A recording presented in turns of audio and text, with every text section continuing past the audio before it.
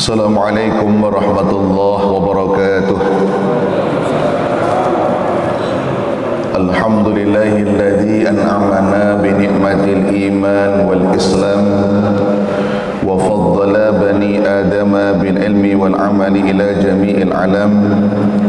Allahumma salli wa sallim ala sayyidina Muhammadin khairil anam wa ala alihi wa ashabihi wa dhurriyyatihi ya nabi'al ulumi wal hikam. Subhanaka la ilma lana illa ma 'allamtana innaka antal alimul hakim.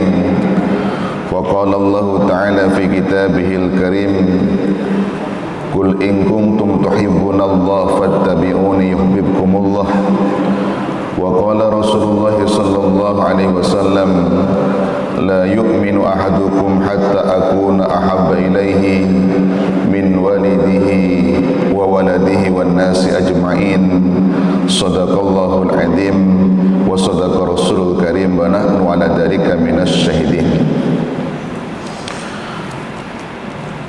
Yang kami hormati segenap jajaran pengurus masjid, sahabat kami, para imam masjid, dewan asatidz dan seluruh kaum muslimin muslimat jamaah salat subuh yang dirahmati Allah Subhanahu wa taala. Puji syukur kita sanjungkan kehadirat Allah atas nikmat yang dilimpahkan ke hadapan kita semua. Salawat beriring salam semoga senantiasa tercurah limpahkan keharibaan pembawa pelita Islam, junjungan agung baginda Rasulullah Muhammad sallallahu alaihi wasallam, para keluarga, para sahabat serta para pengikutnya hingga di akhir zaman. Kaum muslimin muslimat yang dirahmati Allah, pagi hari ini kita bersama-sama mengkaji satu topik tentang hakikat cinta Rasul, yakni hakikat cinta kita kepada Rasulullah Muhammad sallallahu alaihi wasallam. Ketahuilah bersama bahwasanya cinta dan mencintai Rasulullah Muhammad sallallahu alaihi wasallam adalah bagian penting dalam akidah keimanan kita. Maka itu siapapun orangnya yang mengaku sebagai seorang muslim, siapapun orangnya yang mengaku sebagai orang yang beriman, tapi kalau dia tidak cinta dan mencintai Rasulullah, maka rusaklah imannya orang itu. Kenapa demikian? Karena Rasulullah Muhammad sallallahu alaihi wasallam mengingatkan kepada kita bahwa cinta Rasul itu merupakan tanda keimanan. Dalam hadis yang diriwayatkan oleh Imam Bukhari dan Muslim, baginda Rasulullah Muhammad sallallahu alaihi wasallam menegaskan, la yu'minu ahadukum hatta akuna ahabba ilaihi min walidi wa waladihi wan nasi ajma'in. Tidak sempurna iman salah seorang di antara kalian sehingga menjadikan aku Rasulullah lebih ia cintai dari orang tuanya, dari anaknya, bahkan dibandingkan seluruh manusia. Maka jelas sekali dalam hadis ini, silahkan kita cintai ayah ibu kita, silahkan cintai suami istri kita, silahkan cintai anak-anak kita, silahkan cintai kekasih kita, silahkan cintai manusia, silahkan cintai pangkat derajat kedudukan kita. Tapi ingat, kecintaan pada itu semua jangan sampai mengalahkan cinta kita kepada Rasulullah Muhammad sallallahu alaihi wasallam. Karena siapa orang yang cintanya kepada yang lain lebih dahsyat dibandingkan cintanya kepada Rasulullah, maka Rasulullah ancam la yu'minu ahadukum, tidak sempurna iman salah seorang di antara kalian itu. Jamaah yang dirahmati Allah, oleh sebab itu dalam akidah Ahlus Sunnah wal Jamaah bahwa mencintai Rasulullah Muhammad sallallahu alaihi wasallam itu adalah bagian yang teramat penting dalam ajaran agama ini. Bahkan pada satu ketika seorang Arab Badui bertanya kepada Rasulullah, "Matas sa'ah?" Kapan ya Rasulullah terjadinya hari kiamat itu? Jadi topik memprediksi kapan datangnya kiamat itu bukan hanya topik kita sekarang. Pada masa Nabi pun sudah ada sejumlah orang yang bertanya kepada Rasul tentang kapan terjadinya kiamat. Tapi karena model pertanyaan ini adalah pertanyaan yang tidak begitu berkenan Rasulullah tidak menjawab, balik bertanya, ma'adattalah, apa yang akan kau persiapkan untuk menyongsong datangnya hari kiamat itu? Maka kemudian Arab Badui ini menjawab, tidak banyak ibadah yang aku siapkan, baik dalam bentuk salat, puasa ataupun yang lainnya, tapi demi Allah aku mencintai Allah dan Rasulnya.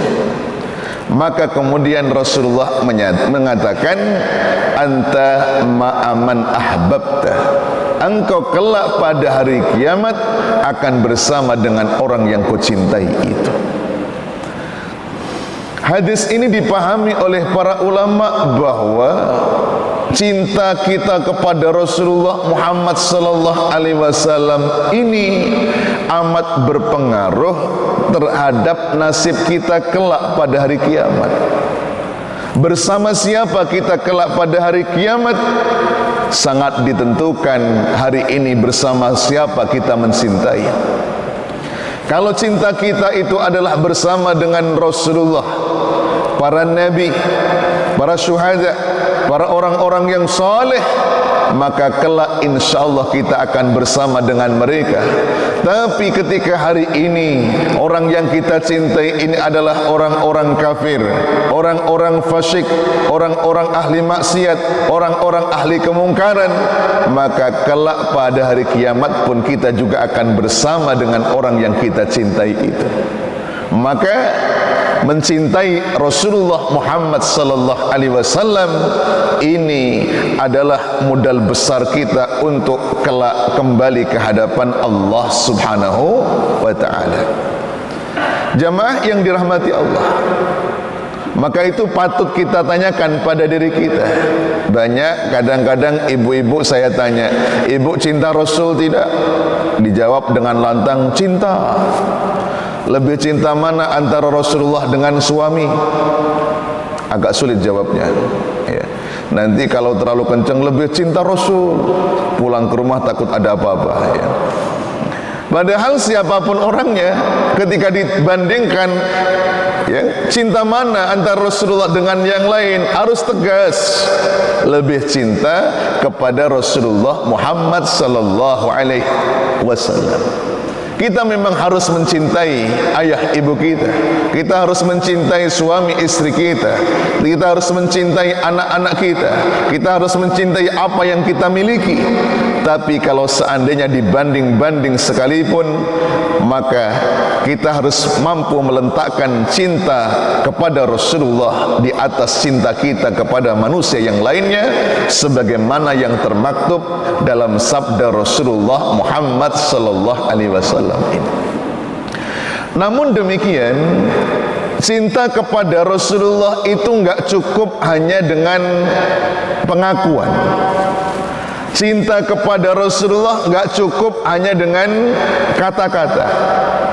Cinta kepada Rasulullah enggak cukup hanya sekedar kita katakan, ana uhibbuka ya Rasulullah, sungguh daku mencintai engkau wahai Rasulullah. Tidak cukup orang mencintai Rasul hanya dengan mengatakan I love you my Prophet Muhammad. Tapi cinta kepada Rasulullah harus dibuktikan dalam kenyataan hidup kita, bahwa kita benar-benar cinta kepada Rasulullah Muhammad sallallahu alaihi wasallam. Lalu pertanyaannya, apa bukti kalau orang itu cinta kepada Rasulullah? Bagaimana cara menunjukkan kita itu sebenarnya cinta Rasul ataukah tidak? Inilah yang akan kita kupas pagi-pagi hari ini. Pertama, bukti kalau orang itu cinta kepada Rasulullah, akan banyak ingat kepada Rasulullah sallallahu alaihi wasallam dengan memperbanyak salawat kepada beliau. Karena sudah fitrah manusia, Bapak Ibu sekalian. Kalau orang cinta itu pasti akan ingat pada yang dicintai. Orang mengaku cinta tapi kok enggak ingat pada yang dicintai, sama saja cintanya bohong. Ibu punya suami, sudah 2 kali puasa, 2 kali lebaran tak kunjung pulang-pulang, ya. Kira-kira masih percaya tidak kalau dia cinta kita? Tidak akan percaya. Seperti Bang Toyib tidak dipercaya oleh istrinya, ya. Kenapa? Karena tanda orang cinta akan ingat pada yang dicintai. Lihat orang sudah jatuh cinta akan sanggup mengatakan, kucing kurus mandi di papan si kayu jati. Badanku kurus bukanlah kurang makan, tapi mikirkan dikau si jantung hati. Kalau adik pergi ke hulu, tolong petikkan bunga kamboja. Kalau adik mati dahulu, nantikan abang di pintu surga. Selalu ingat pada yang dicintai, ya. Bahkan Quran pun menyebutkan orang yang benar-benar cinta kepada Allah itu salah satu indikatornya adalah alladzina yadhkurunallaha qiyaman wa qu'udan wa 'ala junubihim. Orang yang senantiasa ingat kepada Allah dengan berzikir, baik saat berdiri, duduk ataupun saat dia sedang berbaring, tetap yang diingat Allah. Kenapa? Karena dia mencintai Allah. Maka kalau orang cinta Allah, memulai satu aktivitas perbuatan yang diingat Allah, maka terucaplah Bismillahirrahmanirrahim. Ketika mendapatkan nikmat yang diingat Allah, maka terucaplah Alhamdulillahirabbil alamin. Ketika menghadapi musibah yang diingat tetap Allah, terucaplah Inna lillahi wa inna ilaihi raji'un. Ketika tergelincir berbuat salah yang diingat tetap Allah, terucaplah Astaghfirullahaladzim. Ketika menghadapi persoalan di luar batas kemampuannya yang diingat tetap Allah, maka terlontarlah la haula wala quwwata illa billahil aliyyil. Dalam segala-gala keadaan yang diingat Allah. Kenapa? Karena dia mencintai Allah. Begitu juga kalau orang itu mencintai Rasulullah sallallahu alaihi wasallam, maka dia akan banyak ingat kepada Rasulullah dengan memperbanyak salawat kepada Rasulullah Muhammad sallallahu alaihi wasallam. Karena sadari Bapak Ibu sekalian, yang bersolawat kepada Nabi itu bukan hanya umat Islam. Yang bersolawat kepada Nabi bukan hanya manusia, tapi Allah dan malaikat sekalipun. Karena Allah dan malaikat mencintai Rasul, maka Allah dan malaikat pun bersolawat kepada Rasul. Inilah makna dalam ayat Al-Quran, innallaha wa malaikatahu yusalluna 'alan nabi ya ayyuhalladzina amanu sallu 'alaihi wa sallimu taslima. Sesungguhnya Allah dan para malaikat itu bersolawat kepada Nabi. Wahai orang-orang yang beriman, maka bersolawatlah dan sampaikan salam kepada Nabi. Bayangkan saja kalau Allah saja bersolawat kepada Nabi, malaikat-malaikat yang mulia saja bersolawat kepada Nabi, kita mengaku umatnya kok enggak bersolawat kepada Nabi, maka kita sungguh jadi hamba yang terlalu. Allah saja bersolawat, malaikat saja bersolawat. Apa maknanya Allah bersolawat kepada Nabi? Dalam kitab tafsir Al-Jami' li Ahkamil Quran dijelaskan, kalau Allah bersolawat kepada Nabi, artinya Allah mencucurkan rahmatnya untuk Nabi. Malaikat bersolawat kepada Nabi mengandung makna para malaikat memohonkan ampunan dan derajat yang tinggi untuk Nabi.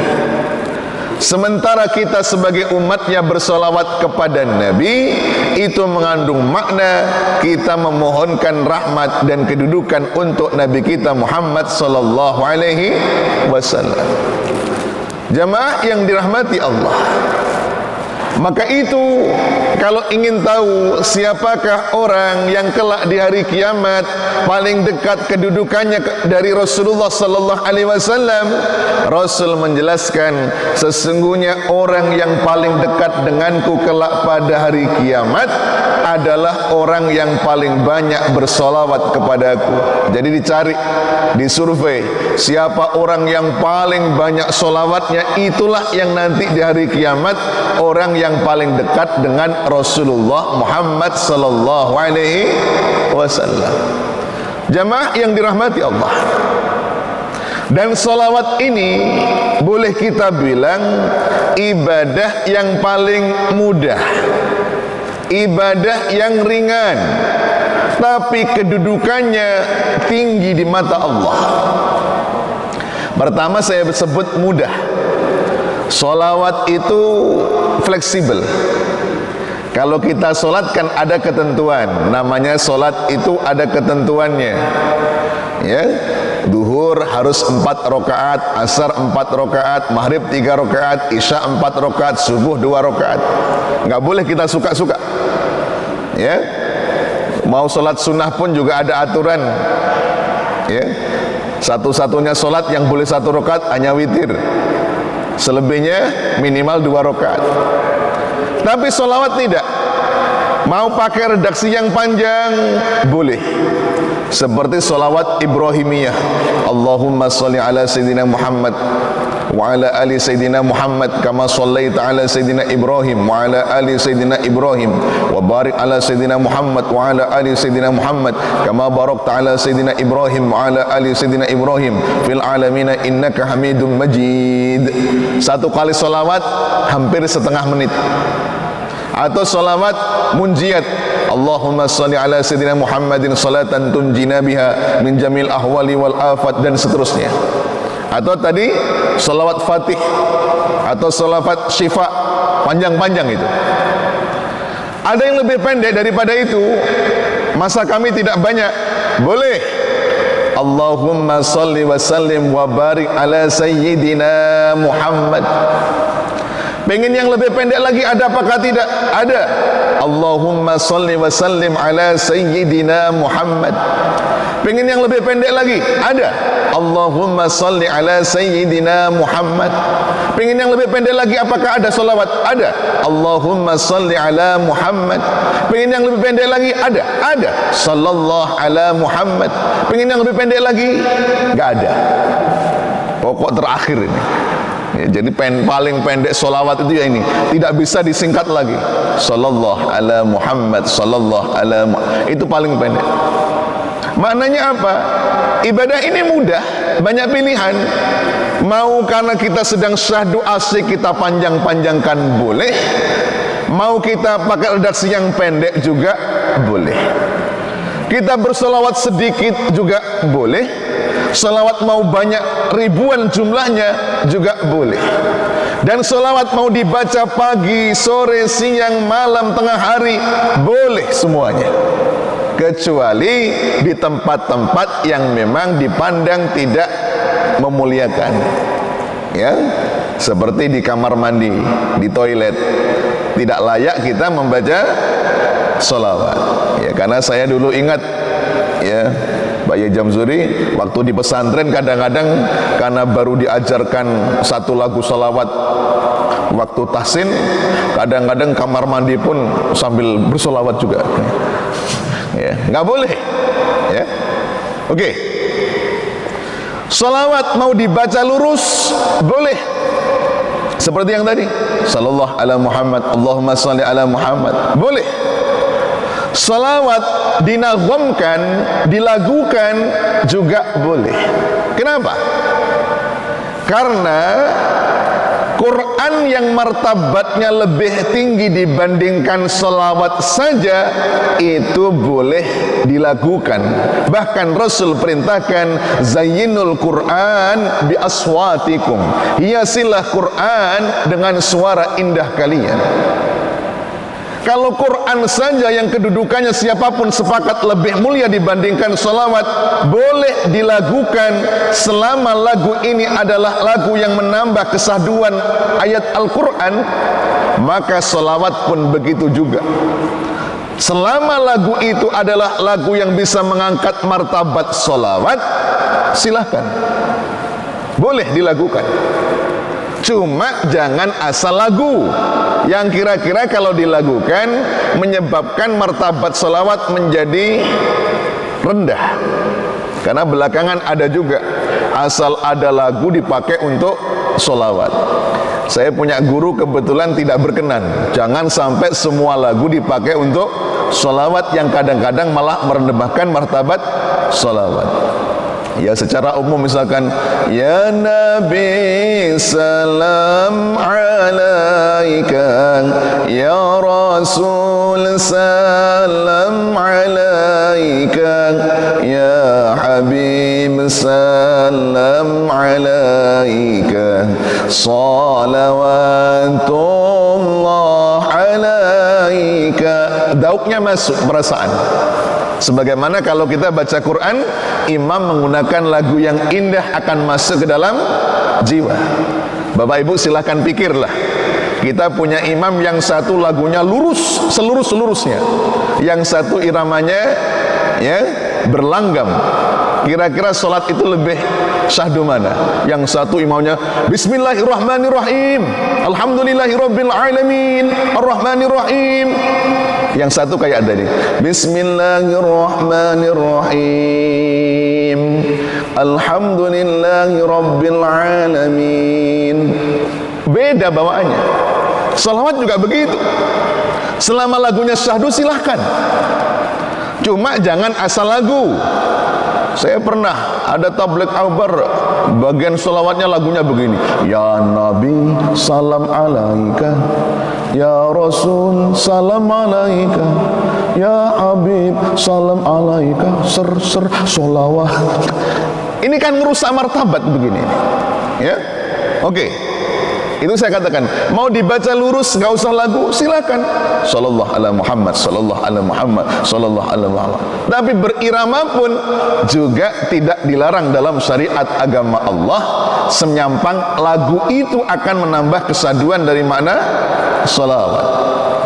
Betapa pada masa Rasul ada sejumlah orang yang ketika masih kafir, orang yang ahli membaca syair kehadapan Rasulullah, seperti seorang laki-laki yang bernama Ka'ab bin Zuhair, ketika masih kafir bikin syair, isinya apa? Mencela, memaki-maki Rasulullah isi syairnya. Tapi begitu sesudah memeluk agama Islam, Ka'ab bin Zuhair membuat syair-syair yang isinya memuji-muji Rasulullah, maka oleh Rasulullah pun dibiarkan. Ini menjadi dalil oleh sebagian para ulama bahwasanya melakukan salawat bahkan membuat pujian untuk Rasulullah adalah sesuatu yang dibenarkan oleh syariat. Seandainya memuji-muji Rasulullah dalam bentuk syair itu sesuatu yang terlarang, niscaya pada masa Rasul laki-laki itu sudah disuruh berhenti, tapi oleh Rasul dibiarkan. Ya. Ini menunjukkan kehadapan kita satu kebenaran yang disampaikan oleh Rasulullah sallallahu alaihi wasallam. Dan orang yang bersolawat kepada Nabi banyak keutamaan yang akan diperoleh. Pertama, bukti taat kepada perintah Allah. Kenapa? Karena yang merintahkan bersolawat kepada Nabi itu langsung Allah. Ya ayyuhalladzina amanu sallu alaihi wasallimu taslima. Dengan demikian orang yang bersolawat kepada Nabi berarti dia menjalankan perintah Allah. Yang kedua, bersolawat kepada Nabi menunjukkan keselarasan kita dengan Allah. Maknanya, kalau Allah saja bersolawat kepada Nabi, kita umatnya sudah semestinya juga bersolawat kepada Nabi. Sangat janggal, sangat aneh, Allah saja bersolawat kepada Nabi, kita umatnya kok tidak mau bersolawat kepada Nabi. Tidak selaras. Tiga, orang yang bersolawat kepada Nabi akan mendapatkan 10 solawat atau 10 rahmat dari Allah. Man shalla alayya salatan sallallahu biha asran. Siapa orang yang bersolawat kepadaku 1 kali, maka Allah akan bersolawat untuknya sebanyak 10 kali. Artinya, sekali berucap Allahumma sholli ala Muhammad, 10 rahmat dicucurkan oleh Allah. Maka Bapak Ibu sekalian, terutama bagi kita yang rumahnya agak jauh, daripada jalan kaki hanya jalan mendapatkan keringat saja, alangkah indah berangkat ke masjid, pulang dari masjid gerakkan tangan kita. Apa yang dibaca? Salawat saja. Sallallahu ala Muhammad, sallallahu ala Muhammad, sallallahu ala Muhammad. Kalau rumah kita jauhnya dari tempat ini agak 50 meter, sudah berapa salawat yang kita baca? Sementara 1 kali salawat 10 rahmat dicucurkan oleh Allah untuk kita. Yang keempat, orang yang salawat itu akan diangkat derajatnya 10 derajat di sisi Allah Ta'ala. Begitu juga dalam hadis yang bersamaan, ditulis 10 kebaikan dan dihapuskan oleh Allah 10 keburukan. Man shalla alayya salatan wahidatan sallallahu asra salawatin, ya, wa hatta anhu asyar. Barang siapa yang bersalawat kepadaku 1 kali, niscaya Allah bersalawat kepadanya 10 salawat dan menghapus dirinya 10 dosa. Maka dalam kajian tazkiyatun nafas, kajian tasawuf, kalau ada pertanyaan, lebih utama mana antara salawat dengan istighfar? Ya, kalau mau ditimbang-timbang, timbangan zikir paling tinggi itu kedudukannya apa? La ilaha illallah. Afdalud dzikri la ilaha illallah. Ini zikir paling tinggi.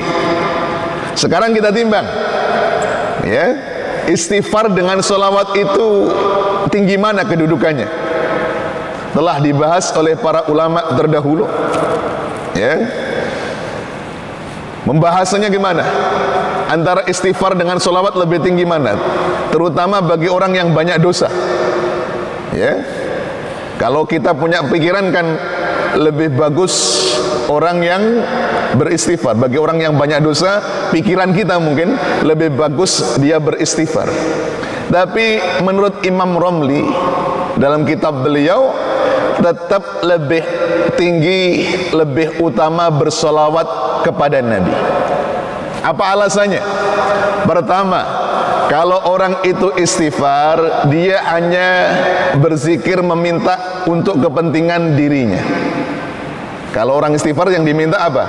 Kepentingan dirinya, minta diampuni oleh Allah. Berarti kepentingan dirinya saja. Tapi kalau bersolawat kepada Nabi, bukan hanya kepentingan dirinya, tapi juga memberikan, mempersembahkan kemuliaannya kepada Rasulullah sallallahu alaihi wasallam. Karena begitu orang bersalawat kepada Nabi, bukan hanya yang bersangkutan mendapatkan syafaat, mendapatkan rahmat, mendapatkan kebaikan, tapi di dalam salawat pun juga terkandung ampunan Allah subhanahu wa ta'ala. Poin kelima, kalau orang bersalawat juga sudah mendapatkan ampunan. Jadi kalau istighfar saja yang dapatkan hanya ampunan, tapi sekali salawat dibaca, itu yang didapatkan poin yang kita sebutkan ini. Maka kata Imam Romli, tetap lebih bagus orang itu bersolawat. Artinya solawat kedudukannya lebih tinggi dibandingkan istighfar. Bukan berarti nggak perlu istighfar lagi mulai sekarang, bukan, ya. Semua harus zikir, ya. Walaupun paling afdal itu la ilaha illallah, bukan berarti kita nggak perlu baca tasbih, nggak perlu baca tahmid, nggak perlu baca takbir, bukan. Tapi seandainya martabat itu diurutkan seperti itu, bagi seorang muslim semuanya haruslah kita baca. Tapi seandainya ditimbang, solawat ini lebih tinggi dibandingkan istighfar. Karena itu tadi logikanya. Pertama, bahwa orang istighfar itu hanya untuk kepentingan dirinya, tapi ketika berselawat di samping kepentingan dirinya juga untuk menunjukkan kecintaan kita kepada Rasulullah. Pertimbangan kedua, kalau istighfar yang didapatkan hanyalah ampunan, tapi sebaliknya ketika selawat maka ampunan pun juga didapatkan di situ dan fadilah yang lainnya. Kemudian yang kedelapan, dekatkan diri dengan Rasulullah pada hari kiamat. Yang sudah kita sebutkan tadi, orang yang paling dekat dengan Rasul pada hari kiamat, orang yang paling banyak solawatnya. Kemudian yang kesembilan, Allah subhanahu wa ta'ala jadikan pemenuhan hajat. Dan masih banyak fadilah yang lainnya, termasuk ya fadilah-fadilah dikabulkan hajat kita oleh Allah subhanahu wa ta'ala. Di sisi lain, salawat itu juga menjadi salah satu sarana doa kita diijabah oleh Allah ta'ala. Bahkan saking tingginya kedudukan salawat, orang dalam beribadah, ada sejumlah ibadah dalam Islam yang apabila tidak ada salawat menyebabkan ibadah itu tidak sah. Ada dalam Islam itu sejumlah ibadah, kalau ada solawatnya itu sah, kalau tidak ada solawat dibaca tidak sah. Ibadah apa contohnya? Solat 5 waktu. Padahal kita tahu Bapak Ibu sekalian, solat itu tiangnya agama, solat itu rukun Islam. Tapi kalau orang duduk ketika tahiyat kok tidak bersolawat kepada Nabi, sah apa tidak solatnya?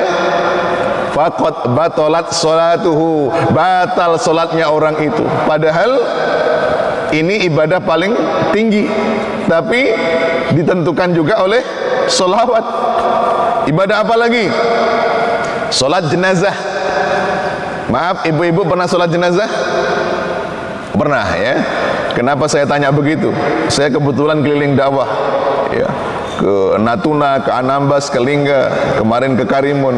Kadang tanya ke ibu-ibu di kampung-kampung, ibu pernah sholat jenazah? Belum. Kenapa? Takut. Jadi ada di beberapa kampung itu yang sholat jenazah itu hanya laki-laki ya. Maka saya katakan, saya perlu tanya, pernah sholat jenazah apa tidak? Lah, dalam sholat jenazah ada 4 kali takbir. Sehabis takbir yang pertama membaca surah Al-Fatihah. Takbir yang kedua berselawat kepada Nabi. Sehabis takbir yang ketiga mendoakan si mayit. Sehabis takbir yang keempat mengucapkan salam. Sebelum salam boleh mendoakan untuk mayit, untuk keluarga mayit. Lah, para ulama telah membahas, kalau ada orang sholat jenazah sehabis takbir yang kedua tidak berselawat kepada Nabi, maka menurut sebagian ulama tidak sah solat jenazahnya. Sebagian ulama mengatakan tidak sempurna solat jenazahnya. Ini menunjukkan kepada kita betapa tingginya kedudukan solawat ini.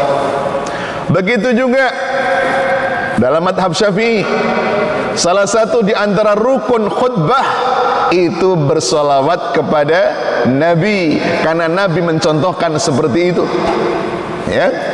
Maka dalam pandangan madhab Syafi'i, kalau ada orang jadi khotib solat Jum'ah menyampaikan khutbah kok tidak bersolawat kepada Nabi, maka tidak sah khutbah Jum'ahnya.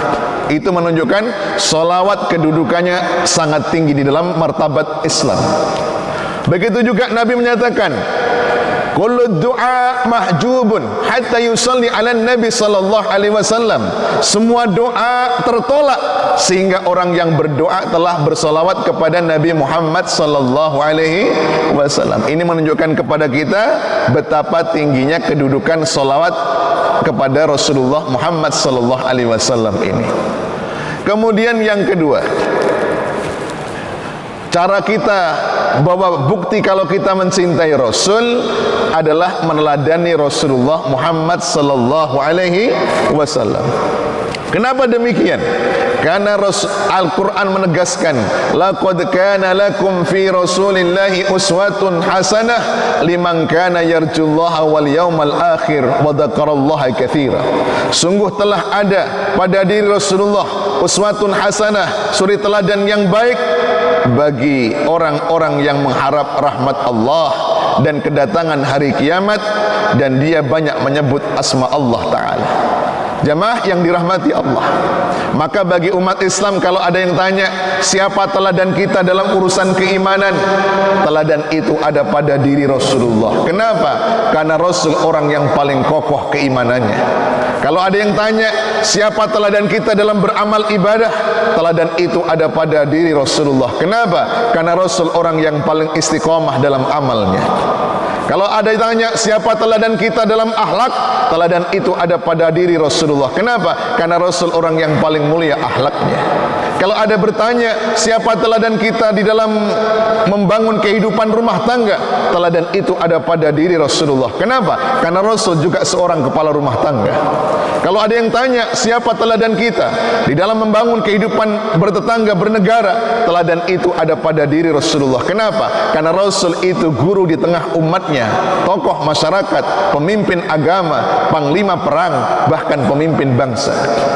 Maka dalam buku 100 tokoh paling berpengaruh di dunia, Michael Hart menuliskan sejak zaman Nabi Adam sampai buku itu ditulis, dibikin ranking siapa manusia paling bisa mempengaruhi sejarah manusia.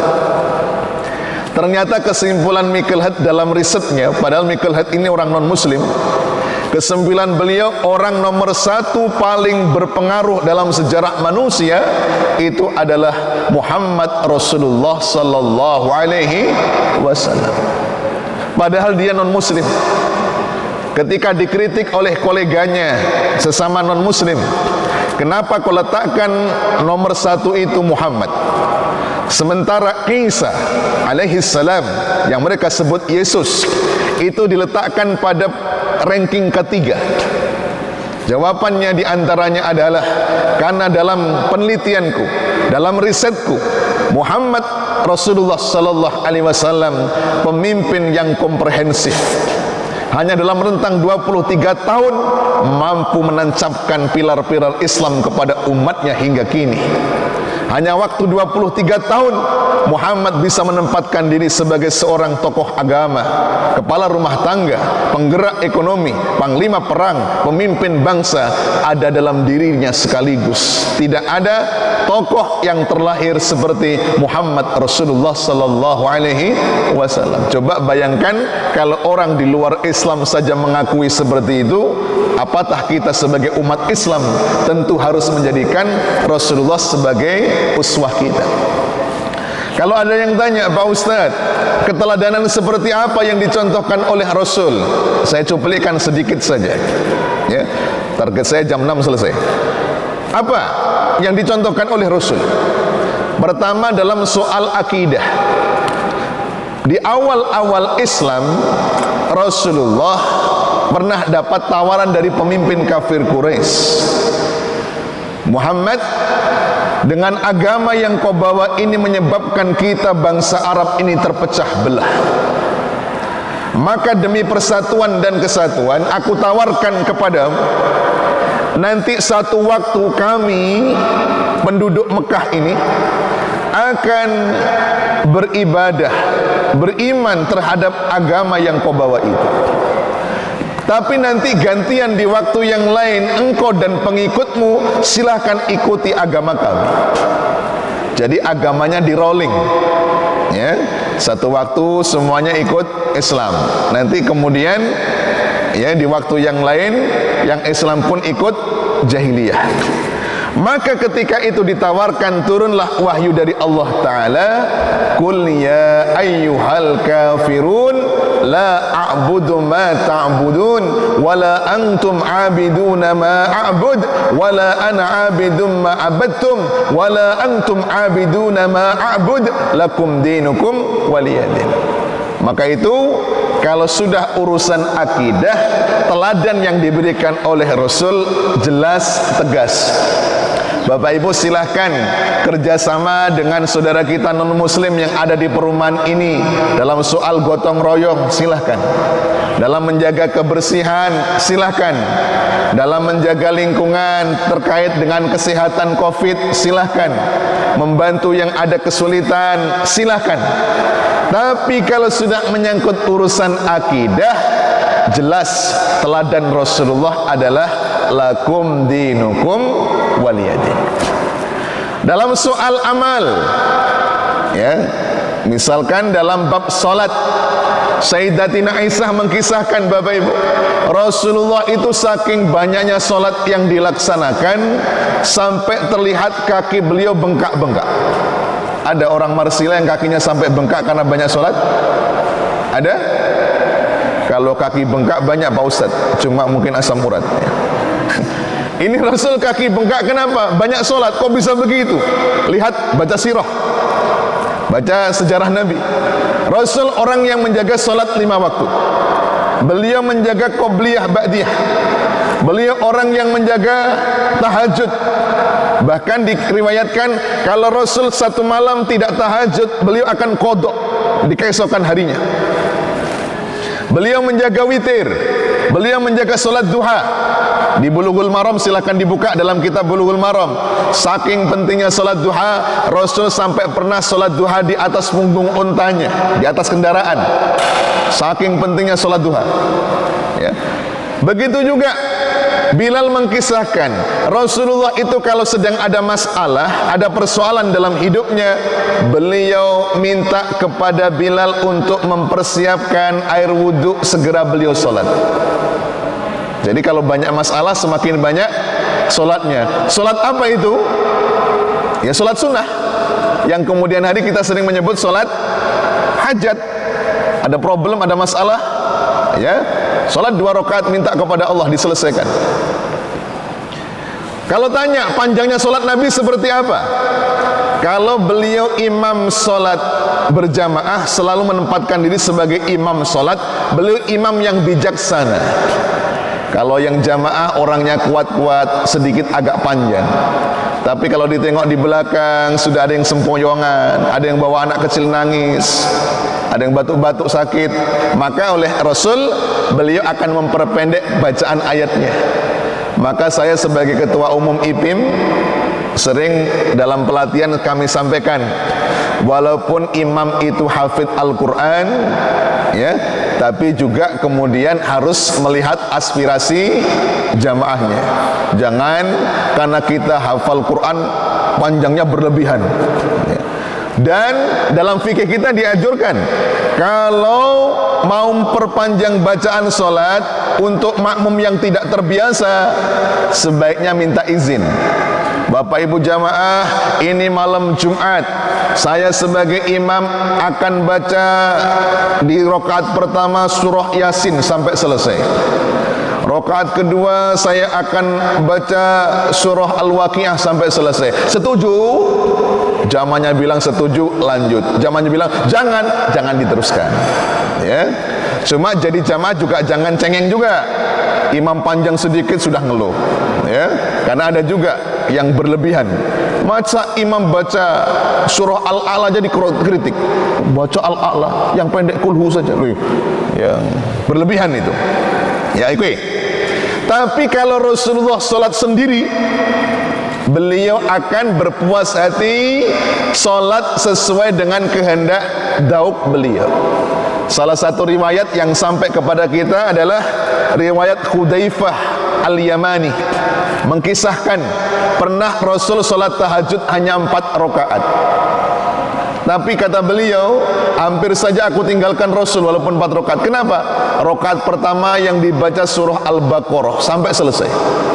Rakaat kedua yang dibaca surah Ali Imran sampai selesai. Rakaat ketiga yang dibaca surah An-Nisa dibaca sampai selesai. Rakaat keempat yang dibaca surah Al-Maidah sampai selesai. Ada dalam hadis itu. Jadi yang dibaca hanya 4, ya, hanya 4 rakaat, tapi yang dibaca kurang lebih, ya, lebih dari 5 juz yang dibaca. Ya, coba bayangkan. Ya.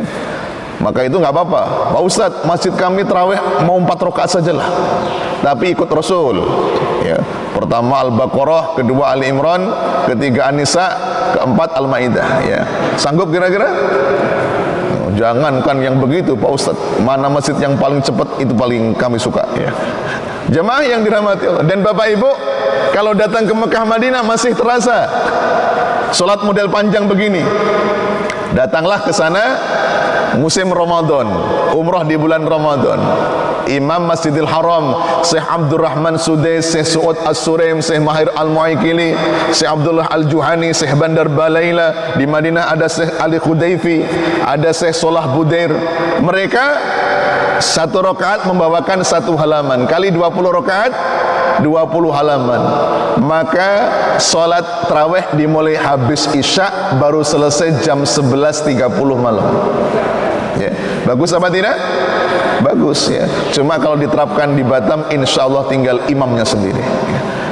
Ini contoh-contoh bagaimana ibadah itu dilakukan.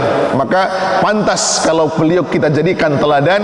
Maknanya kita mungkin tidak akan pernah seperti Rasulullah, tapi itu menjadi inspirasi kepada kita. Yang terakhir, tanda orang cinta kepada Rasul adalah berjuang bersama Rasulullah Muhammad sallallahu alaihi wasallam. Lan tanalul birra hatta tunfiqu mimma tuhibbun.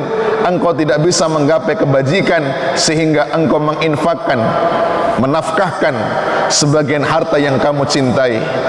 Ya. Wa ma tunfiqu min shay'in fa innallaha bi'alim. Dan apa saja yang kamu nafkahkan, maka sesungguhnya Allah mengetahui. Maka kita tidak bisa menggapai kebaikan, kecintaan yang sungguh-sungguh kecuali sanggup mengorbankan apa yang paling kita cintai untuk orang yang kita cintai itu. Orang kalau sudah jatuh cinta pasti sanggup berkorban untuk yang dicintai. Orang mengaku cinta tapi nggak mau berkorban untuk yang dicintai, maka cintanya patut dipertanyakan. Tapi kalau orang sudah cinta, sanggup mengatakan, lautan luas akan aku seberangi, gunung yang tinggi akan aku daki, dam sungai ladi aku lewati, pedang yang tajam pun tak mampu misahkan cinta kita. Oh my darling, I love you. Kekuatan cinta menjadikan apa? Semangat berkorban untuk yang dicintai. Begitu juga kepada Rasulullah. Lihat perjuangan orang yang hidup bersama Rasul. Sayyidatina Khadijah radhiyallahu anha yang memperjuangkan demi cintanya kepada Rasul, hampir semua hartanya dipersembahkan untuk Rasulullah. Sahabat Abu Bakar As-Siddiq, Uthman bin Affan, Abdurrahman bin Auf, berapa banyak hartanya dipersembahkan untuk Rasulullah. Kita ingat Ali bin Abi Thalib di malam hijrah harus rela dirinya untuk menjadi tebusan Rasulullah, menggantikan di tempat tidur Rasulullah, padahal tahu Rasulullah akan dibantai, tapi Ali bin Abi Thalib sanggup, sami'na wa ata'na, kami dengar perintahmu, kami akan mentaatinya. Lihat banyak sahabat yang gugur di medan peperangan-peperangan, dari perang Badar, perang Uhud, perang Hunain, perang Handak, perang Ahzab, berbagai macam peperangan, semua demi cintanya kepada Allah, cintanya kepada Rasulullah. Maka kita umat Islam tidak pernah hidup bersama dengan Rasulullah secara fisik. Kita tidak pernah bertemu dengan Rasulullah. Bahkan jangankan bertemu langsung, mimpi ketemu Rasulullah pun belum pernah. Ada pernah mimpi ketemu Rasul? Belum ya. Karena hanya orang-orang yang betul-betul pilihan Allah. Karena siapa orang yang mimpi ketemu Rasulullah, itu ru'yatul haq, artinya mimpi yang nyata, mimpi yang seperti sesungguhnya. Karena syaitan tidak diizinkan oleh Allah menyerupai Rasulullah. Lah bagaimana cara kita? Bertemu Rasul aja tidak bisa, tapi kita harus berjuang bersama Rasulullah. Tidak ada lain jawabannya, berjuanglah untuk Islam yang dibawa oleh Rasulullah Muhammad sallallahu alaihi wasallam. Bapak Ibu semakin perhatian memakmurkan masjid, memikirkan dakwah pendidikan Islam, menyantuni anak yatim fakir miskin, menunjukkan kita semakin cinta Rasul. Tapi kalau kita tidak melakukan itu semua, tak peduli dengan masjid, tak peduli dengan dakwah Islam, tak peduli dengan fakir miskin, anak yatim, tak peduli dengan kondisi umat, maka berarti kita tidak cinta kepada Rasulullah Muhammad sallallahu alaihi wasallam. Inilah barangkali yang bisa kita kupas pada pagi yang berbahagia ini. tentang bagaimana hakikat cinta yang sesungguhnya kepada Rasulullah sallallahu alaihi wasallam, sebagaimana pertanyaan orang Arab Badui yang kita sebutkan tadi, dengan kekuatan cinta akan bisa mengantarkan kita kelak bersama dengan Rasulullah sallallahu alaihi wasallam. Matas sa'ah, kapan datangnya hari kiamat? Rasul menjawab, ma'adattalaha, apa yang kau siapkan untuk menyongsong datangnya hari kiamat? Laki-laki itu menjawab, tidak banyak amal yang aku siapkan dalam bentuk solat, puasa atau yang lainnya, tapi demi Allah, aku mencintai Allah dan Rasulnya. Maka Rasulullah menegaskan, anta ma'aman ahbabta, engkau kelak akan bersama dengan orang yang kau cintai pada hari kiamat. Mudah-mudahan kita bersama yang pagi hari ini meluangkan waktu ini, kelak kita dikumpulkan oleh Allah bersama Rasulullah Muhammad sallallahu alaihi wasallam pada saat kita dibangkitkan oleh Allah pada hari kiamat. Demikian, terima kasih. Selanjutnya kami kembalikan kepada moderator. Kalau dianggap cukup kita tutup doa. Kalau memang ada pertanyaan, mungkin barangkali satu pertanyaan, dua pertanyaan, kami silahkan. Pertanyaannya simple, tapi jawabannya harus panjang. Ini sebenarnya satu kajian tersendiri, tapi saya jawab secara singkat aja. Pertanyaannya sangat relevan dengan bukti cinta kita kepada Rasul itu kan harus ittiba, mengikuti dan meladani Rasulullah. Ya.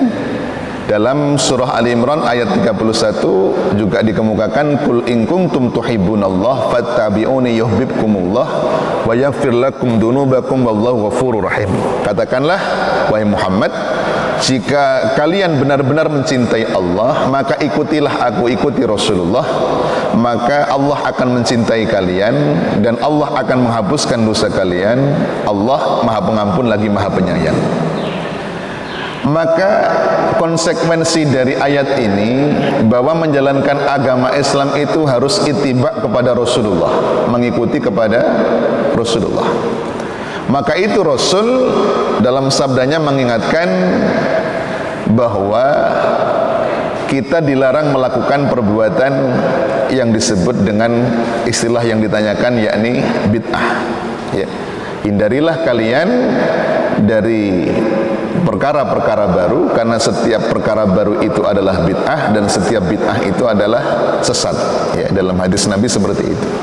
Cuma hadis ini harus dipahami dikaitkan dengan hadis yang lainnya. Sebelum saya jawab lebih lanjut, gambarannya begini untuk menjawab kegelisahan yang ditanyakan. Apakah setiap yang tidak dilakukan oleh Rasulullah itu kemudian kita simpulkan bid'ah? Ya, ternyata tidak. Saya contohkan.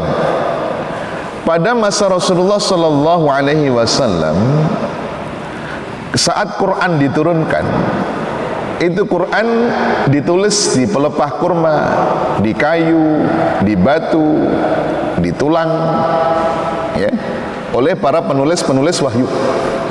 Jadi Quran dalam bentuk mushaf seperti yang kita baca ini belum ada. Sampai Rasulullah wafat pun begitu. Jadi waktu itu orang, ya, membaca Quran 30 juz itu mengandalkan hafalan yang ada dalam otaknya. Lalu kemudian di saat pemerintahan Khalifah Abu Bakar As-Siddiq, datanglah Umar bin Khattab, karena umat Islam mengalami peperangan demi peperangan yang menyebabkan ada sejumlah sahabat yang hafidhul Quran wafat, sehingga semakin langka. Umar khawatir kalau ini kemudian nanti ada peperangan lagi, lalu yang hafal Quran tinggal sedikit, bisa jadi nanti belakang hari umat Islam akan berselisih tentang bacaan Qurannya. Maka diusulkan, wahai Abu Bakar, engkau sebagai khalifah, aku sarankan kepadamu, alangkah baiknya kalau kita kumpulkan semua naskah Quran nanti ditulis dalam bentuk mushaf. Jawaban Abu Bakar As-Siddiq apa? Demi Allah, aku tidak mau melakukan sesuatu yang tidak dilakukan oleh Rasulullah. Jadi kalau bahasa kita orang awam ya kurang lebih, Abu Bakar enggak mau karena takut bid'ah. Nabi kan nggak pernah membuat Quran dalam bentuk mushaf. Ini kok tiba-tiba Umar bin Khattab mengusulkan seperti itu. Tapi karena Umar bin Khattab terus meyakinkan, demi Allah yang kita lakukan ini baik, iya, tapi ini nggak pernah dilakukan oleh Rasul. Tapi karena kemudian didesak, pada akhirnya Abu Bakar pun menyetujui. Dibentuklah panitia, maka naskah-naskah Quran dikumpulkan. Singkat kata, sampai masa Umar bin Khattab masih dalam tahap pengumpulan naskah. Baru pada masa Utsman bin Affan, dari naskah yang dikumpulkan diverifikasi antara naskah yang ada dengan hafalan yang ada pada para sahabat yang hafal Quran. Ya, seperti Zaid bin Sabit, ya, seperti ya sahabat-sahabat besar yang memang sangat berkaliber dalam hafalan Quran. Singkat kata, pada masa Utsman baru kemudian Quran ditulis. Ya. Apakah Quran pada masa Utsman bin Affan seperti Quran mushaf kita sekarang? Saya jawab, tidak seperti persis sekarang. Kalau pengen tahu yang umroh nanti singgah di museum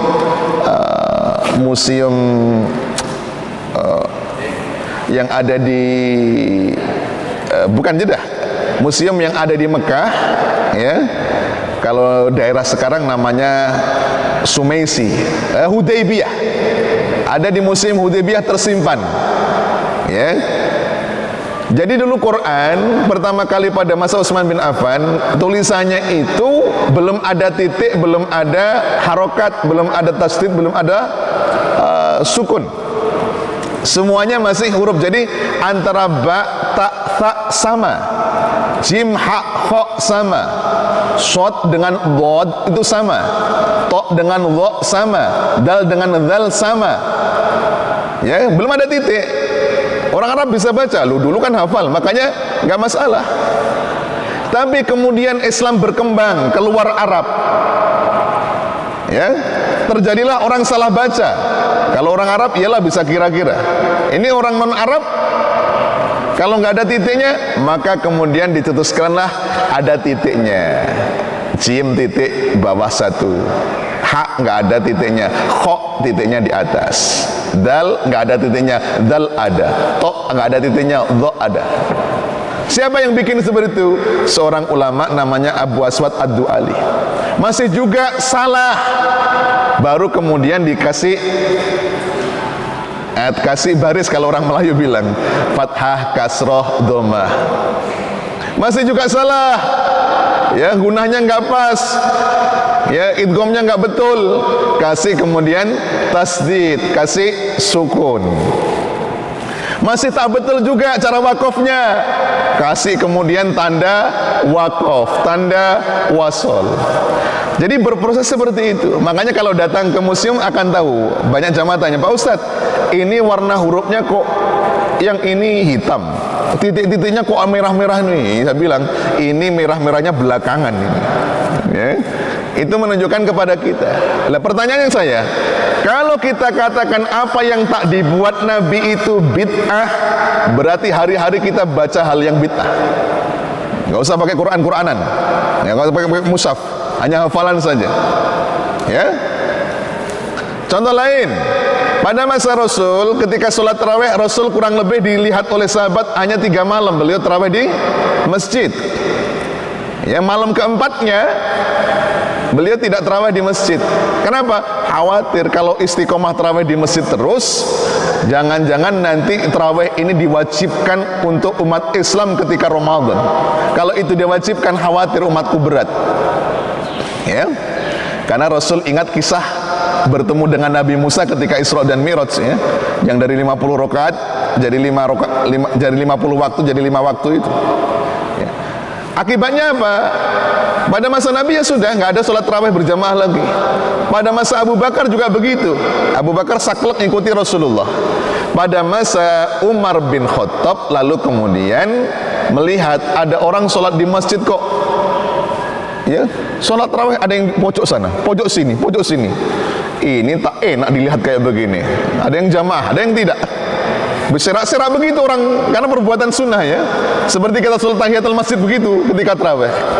Umar bin Khattab berdiri tegak mengatakan, kalau begitu mulai sekarang kita sholat tarawih berjamaah dengan satu imam di masjid. Ya. Lalu kemudian ya dipilihlah sahabat Ka'ab untuk menjadi imam sholat di situ. Itu lah, ketika selesai beliau katakan, nikmatul bid'ah hadihi, sebaik-baik bid'ah itu ini. Ya, itulah yang kemudian hari saya katakan sholat tarawih yang kita lakukan, apakah itu bid'ah? Tentu kita nggak berani mengatakan bid'ah. Kita bukan masalah rokaatnya, berjamaah di masjid itu bid'ah apa tidak? Ya. Belum lagi soal yang lainnya. Pada masa Utsman bin Affan, dulu pada masa Nabi sampai Abu Bakar, Umar, adzan Jumat itu hanya 1 kali. Pada masa Utsman bin Affan, adzan Jumat dibikin 2 kali. Ya, ini contoh-contoh bahwa ternyata tidak selalu apa yang tidak dilakukan pada masa Rasulullah itu disebut sebagai bid'ah. Nanti penjelasan selanjutnya ini harus ada satu pertemuan tersendiri. Singkat kata, Izzuddin bin Abdissalam mengatakan, perbuatan yang tidak dilakukan oleh Rasul itu akan terpulang kepada 5 hukum syar'i. Karena dalam syarak itu sebenarnya nggak ada hukum bid'ah, itu nggak ada. Hukum kan 5 saja. Apa? Haram, makruh, mubah, wajib, sunnah. Atau dibalik, wajib, sunnah, mubah, makruh, haram. Apa ada kita diajarkan dulu belajar fikih hukum bid'ah? Tidak ada. Bid'ah itu bukan disebut hukum, tapi sesuatu yang tidak dilakukan oleh Rasul. Nah, ada hukum bid'ah yang wajib. Di antaranya kayak itu tadi, Al-Quran yang kemudian dikodifikasi dalam bentuk mushaf. Karena kalau tidak, bisa jadi kita kehilangan naskah Quran. Ada bid'ah yang hukumnya sunnah, seperti apa? Seperti sholat tarawihnya Umar bin Khattab. Ada bid'ah yang hukumnya mubah, seperti apa? Ya kita ke masjid pakai sepeda motor, pergi haji naik pesawat, ya, itu mubah. Ada bid'ah yang hukumnya makruh, menghiasi masjid berlebihan, ya, padahal di kanan kirinya banyak fakir miskin, itu dinilai makruh. Ada bid'ah yang hukumnya haram, seperti apa? Seperti akidah-akidah yang melenceng, Khawarij, Syiah dan lain sebagainya. Itu adalah bid'ah yang menyalahi Rasul tapi haram. Jadi kalau Imam Izzuddin bin Abdissalam dikembalikan itu, lihat sesuatu yang tidak diajarkan Nabi itu dari aspek itunya. Kalau memang dibutuhkan oleh umat Islam, kalau tidak bisa masalah, maka jatuhnya sampai wajib. Ya, seperti kayak Quran itu tadi, ya. Demikian, ya. Ini bahasa kita bicaranya Islam di Indonesia, ya khususnya kita Islam di Indonesia, ya malahan pemerintah menetapkan akan dengan Islam seperti Muhammad Rasul, Islam bahwa kita nuzul Quran dan sebagainya. Ini akhir-akhir ini ya sebagian saudara kita yang masuk seperti tadi ada yang mengatakan mohon sebagai majelis ulama ketetapan khususnya kita lihat dan negara Islam lainnya jarang mengadakan ini termasuk bid'ah yang mana saja. Oke, memang agak perlu kebesaran hati orang itu dalam memahami suatu kebenaran. Maaf ya, di Saudi Arabia memang tidak ada, ya, tanggal merah karena tahun baru Islam, tidak ada tanggal merah karena tidak ada hari nuzul Quran, tidak ada Maulid Nabi, tidak ada Isra Mi'raj. Tapi harus dicatat, Saudi Arabia bikin tanggal merah kapan? Hari ulang tahun negaranya. Ada nggak dalam Quran seperti itu? Nggak ada. Saudi Arabia bikin satu momentum peringatan 30 tahun wafatnya Syekh bin Utsaimin bin Baz. Dibikin di sana, acaranya ada. Jadi sebenarnya kalau dibandingkan negara lain ada, cuma timbang-timbang saja. Ada di sana mungkin yang dianggap penting hari itu. Kita punya yang kita anggap dalam sejarah yang penting ini. Makanya beda negara tentu beda-beda. Saya kebetulan karena separuh hidup saya di Saudi itu ada, asal hari wafatnya Syekh bin Baz itu ada peringatan ya dalam bentuk seminar, kajian, tapi hari itu hari kayak hari dimuliakan juga. Begitu juga ketika peringatan ya kayak kita HUT RI gitu ya, di sana juga dimeriahkan, ada parade, ada upacara kenegaraan. Jadi sebenarnya ya lalu kemudian parameternya apa ya, kalau dalam perspektif Islam bahwa mengingat hari-hari di mana itu mengandung satu kesan yang baik itu dibolehkan. Said Muhammad bin Alwi al-Maliki salah satunya menjelaskan ketika Rasul berpuasa pada hari Senin, beliau ditanya, kenapa engkau puasa hari Senin? Rasulullah menjawab, karena Senin itu hari aku dilahirkan dan diutus oleh Allah. Kalau begitu Rasulullah puasa Senin itu sempana apa? Mengingat hari kelahirannya, satu kejadian yang mungkin dipandang oleh Rasul sesuatu yang sangat penting. Begitu juga Rasulullah ketika hijrah meninggalkan Mekah menuju ke Madinah, melihat banyak orang-orang Madinah melaksanakan puasa pada hari Asyura. Kemudian ditanya, kenapa kalian puasa Asyura? Maka orang-orang Yahudi Madinah menjawab, karena hari Asyura itu hari di mana Nabiku Musa alaihissalam diselamatkan oleh Allah dari kejaran Fir'aun. Maka Rasulullah menyatakan, kalau begitu aku lebih berhak berpuasa dibandingkan kalian. Secara nggak langsung dua hadis ini sebenarnya tersirat bahwa Rasulullah juga memandang penting mengingat hari-hari yang dimuliakan atau di mana pernah terjadi satu kenikmatan yang diberikan oleh Allah. Nah, dalam konteks Indonesia kita menganggap momentum penting dalam sejarah diantaranya adalah kelahiran Nabi, Isra dan Mi'raj, nuzulul Quran ya. Jadi pendekatannya seperti itu. Tentu ya, namanya ini persoalan khilafiyah, ada beda pendapat itu hal biasa. Tapi kalau ditanya adakah sandaran pendalilan yang dimiliki, ada. Salah satunya dua hal ini cukup menjadi hujah bagi kita bahwa momentum hari di mana Allah menganugerahkan nikmat itu layak untuk kita ingat, lalu kemudian diisi dengan kebaikan-kebaikan, jangan justru diisi dengan kemaksiatan-kemaksiatan. Ya, kalau kami di Saudi Arabia itu begitu tanggal, kalau tak silap juga di bulan-bulan Agustus juga.